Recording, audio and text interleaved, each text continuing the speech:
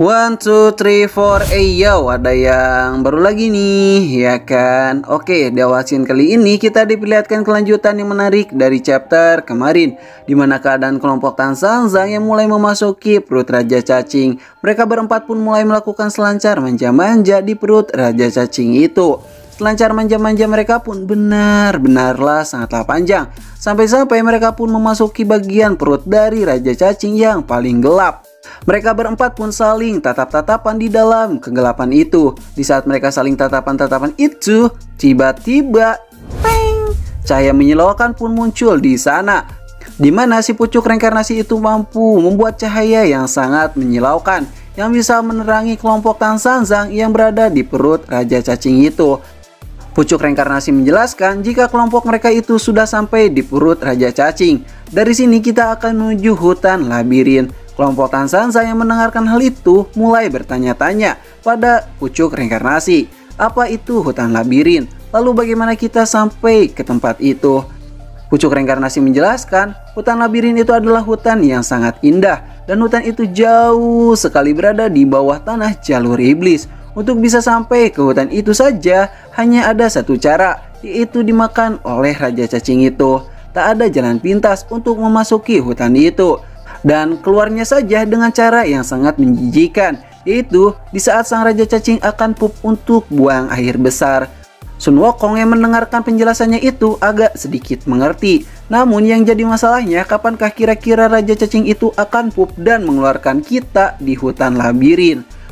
Pucuk reinkarnasi menjelaskan jika kemungkinan untuk pup bagi seorang cacing raksasa membutuhkan waktu sekitar 30 tahun.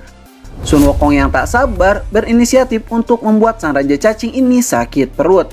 Wukong pun mulai meloncat dan berkata, "Kalian semua bersiap-siaplah, aku akan membuat cacing ini sakit perut seketika." Tan Sanzang dan Wu Jing yang tahu tujuan Sun Wukong langsung setuju begitu saja dan langsung membantu aksi Sun Wukong itu. Wukong memutar-mutar tongkat toyengnya itu dan Wu Jing membuat pusaran air yang membuat perut dari cacing itu akan sangat kesakitan. Dan benar saja, cacing raksasa yang memakan mereka pun mulai merasakan efek yang sangat luar biasa. Cacing raksasa itu pun langsung berlari menuju hutan labirin guna untuk membuang kotoran dan sekaligus mereka. Lalu kelompok Tan Sanzang pun ikut tersapu bersama kotoran yang menjijikan. Mereka pun keluar dengan wajah yang penuh kegembiraan. Kemudian sesampainya di hutan labirin itu, mereka pun harus mencari sungai terlebih dahulu karena tubuh dan pakaian mereka dipenuhi dengan air liur cinta. Singkat cerita, kelompok Tan Sanzang pun sudah mandi di sungai yang sangat jernih, serta mereka semua sudah siap untuk melakukan perjalanan ini. Wukong yang melihat sesuatu berkilauan di atas langit berkata, "Benda apa itu?" Itu adalah batu apung hutan labirin. Batu itu berguna untuk menjadi sumber cahaya yang menerangi hutan labirin ini. Oh, begitu ya. Lalu sekarang di mana jantung bumi itu berada? Ya, mohon maaf sang Raja Kera. Aku hanya tahu sampai di sini saja. Namun, jika mendengar rumor yang beredar, tempat jantung bumi itu ada di sekitar sini. Jadi, itu akan menjadi tugas kalian untuk mencarinya. Hei, apa maksudmu? Kau tak tahu tempat pastinya di mana? Ya, kau benar sekali, Tan Sanzang. Di saat mereka mendengar penjelasan dari si pucuk reinkarnasi, mereka pun mulai terdiam sambil memikirkan mereka harus pergi kemana. Namun di saat keheningan itu terjadi, Sang Wu Jing pun menjelaskan jika tempat yang kita lihat ini sangatlah mencurigakan. Karena tempat ini begitu tenang dan tak ada masalah yang terjadi. Seharusnya kan kita selalu ada di tempat yang memaksa kita untuk baku hantam. Di saat Wu Jing berkata seperti itu, Wukong pun mulai memukul kepala Wu Jing di sana. Apa yang kau bicarakan, Wu Jing? Sebaiknya jangan berbicara yang tidak-tidak di tempat yang kita belum ketahui, karena semua yang kau katakan adalah doa. Lalu tiba-tiba Sin pun berpindah ke surga 34, di mana pertarungan Dewa Rulai versus Dewa Kembar masih saja berlanjut. Hantaman dari Tianren, si kuning buncit itu mampu membuat perisai surga hancur dengan seketika. Dewa Rulai yang merasakan kekuatan pukulan mentah dari Tianren mulai merasakan kesakitan. Darah keperawanannya pun keluar dari mulutnya. Tauren yang krempeng mulai memutari Dewa Rulai dan mencari titik lemahnya. Ia pun mencoba menyerang Dewa Rulai. Namun Dewa Rulai menggunakan segel cahaya surga kembali. Dan ternyata itu tadi bukanlah suatu serangan, namun satu lilitan yang berhasil melilit tangan Dewa Rulai di sana. Tauren yang mulai mendapatkan posisi yang lebih menguntungkan akan menendang kepala Dewa Rulai dengan tendangan putaran yang sangat cepat. Hus. Akan tetapi Dewa Rulai pun berhasil menghindari tendangan Tauren yang mengerikan itu.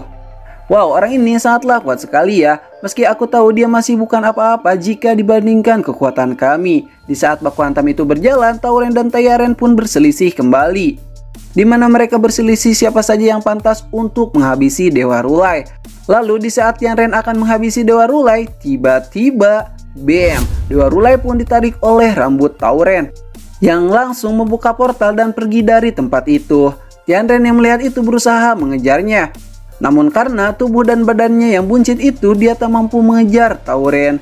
Kemudian setelah mereka keluar dari portal itu, Dewa Rulai pun mulai mengusap tubuhnya. Dia merasa kenapa ada yang aneh dengan tubuhnya ini, karena sebelumnya dia seharusnya sudah terluka setelah baku hantam dengan Dewa Kembar ini. Lalu Tauren menjelaskan jika dirinya yang telah menyembuhkan Dewa Rulai dan membawanya ke sini. Tauren yang aneh mencoba mengajak Dewa Rulai untuk ke rumah sederhananya itu dan mengajak ia beristirahat sejenak. Dewa Rulai yang tak mau dicap sebagai dewa yang sombong mulai mengikuti langkah Tauren, yang dimana ia mulai membukakan pintu rumahnya itu.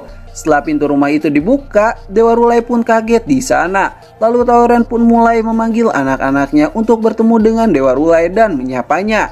"Hei ayah, kau baru saja pulang ya? Aku sangat merindukanmu." Hei dewa, ucap anak-anak itu.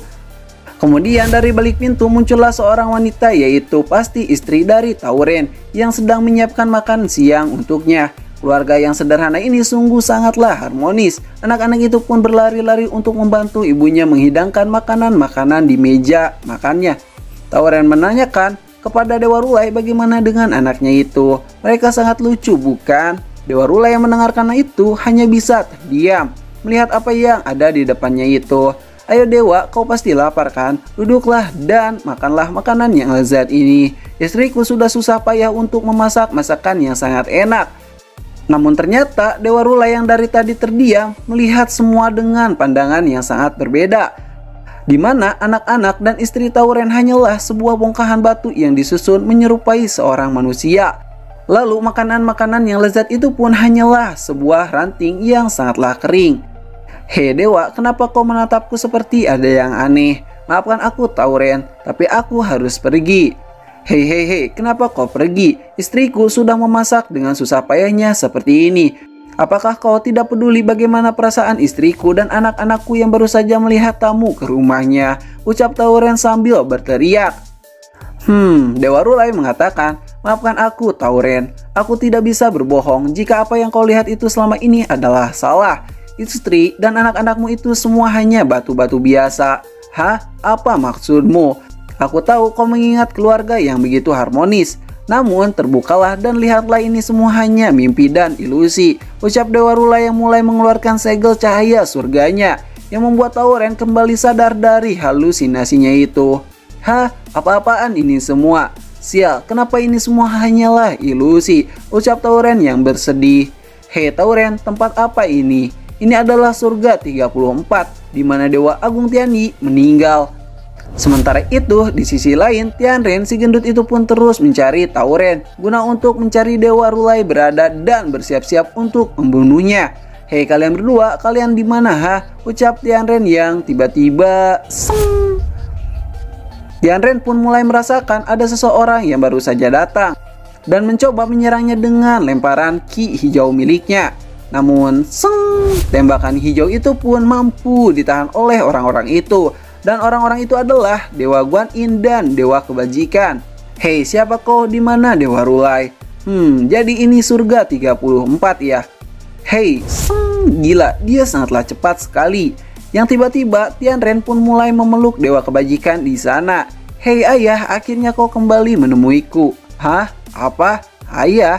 Sementara itu, Shin pun berpindah lagi ke kelompok Tan Sanzang, di mana pucuk reinkarnasi menjelaskan bahwa di setiap tempat pasti ada masalah. Dan benar saja, kelompok monster-monster aneh pun bermunculan di belakang pucuk reinkarnasi itu. "Hah? Makhluk apa itu? Menarik. Ayo semuanya kita baku hantam," ucap Wokong yang mulai gatal untuk baku hantam dengan para monster-monster aneh itu. Wacau, bam, bam, bam, bam. Jual beli serangan pun terjadi di sana. Wow, sugoi. Ternyata kelompok ini bukanlah kelompok kaleng-kaleng. Ucap pucuk reinkarnasi yang melihat aksi baku hantam ini. Di saat mereka selesai baku hantam itu, datanglah seseorang yang berbentuk sangatlah aneh, memiliki wajah siput dan tubuh manusia, yang mengatakan jika semua orang yang datang ke hutan labirin ini adalah orang-orang yang mencari jantung bumi dan tersesat di sini selamanya. Hei, siapa kau? Kenapa kau ada di sini? Maafkan aku lupa dengan namaku. Sungguh aneh sekali. Guru, orang ini sangatlah aneh sekali. Jangan pernah percaya sama orang aneh seperti ini. Begitu ya. Sudah banyak sekali orang-orang yang datang ke sini rupanya. Hei guru, jangan percaya sama orang ini. Bagaimana kalau kita tanyakan saja sama si mata bulat itu? Ucap Wokong yang mendekati makhluk mata itu. Dan cing, tiba-tiba Wokong pun terdiam begitu saja dan mengingat sesuatu yang tak biasa. Dan chapter kali ini pun berakhir di sini. Terima kasih sudah nonton channel ini. Like aja jika kalian suka, dislike aja jika kalian tidak suka. Kami ceritain pamit dan sampai jumpa di next video. Bye bye.